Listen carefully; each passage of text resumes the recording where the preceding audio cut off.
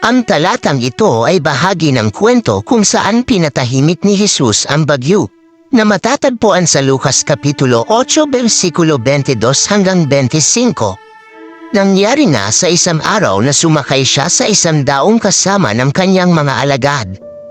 At sinabi niya sa kanila, "Tumawid tayo sa kabilang ibayo ng lawa." At umalis na sila, ngunit habang naglalayag sila, nakatulog siya. At ang isang bagyo ay bumagsak sa lawa, at ang kanilang bangka ay napuno ng tubig at sila ay nasa panganib. At lumapit sila sa kanya at ginaisen siya na nagsasabi, Buro, mamamatay na tayo. Pagkatapos ay bumangon siya at sinaway ang hangin at ang lumaragasang tubig, at sila'y tumigil at nagkaroon ng pagkalma. At sinabi niya sa kanila, "Nasaan ang inyong pananampalataya?" At sila'y natakot at namangha, na nagsasabi sa isa't isa, Anong uri ng tao ito?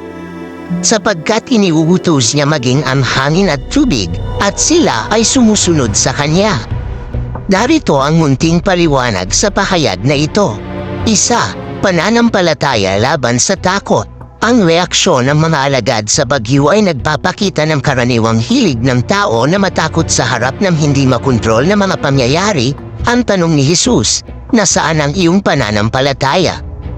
Ipinapakita dito ang kahalagahan ng pagtitiwala sa Kanya kahit na sa matitinding sitwasyon.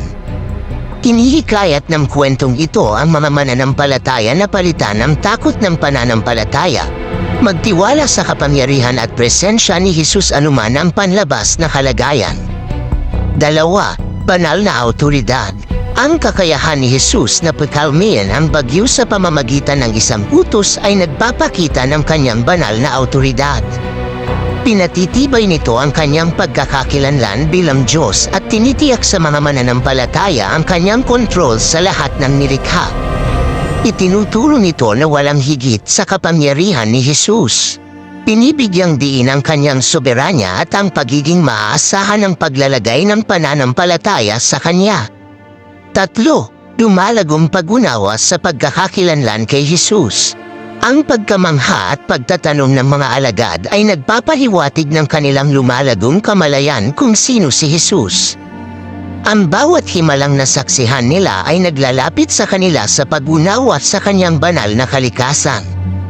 Para sa mga mananampalataya, ang kwentong ito ay nagsisilbing paalala na patuloy na maghanap ng mas malalim na pangunawa at kaugnayan kay Jesus, na kinikilala ang kanyang tunay na kalikasan at kapangyarihan.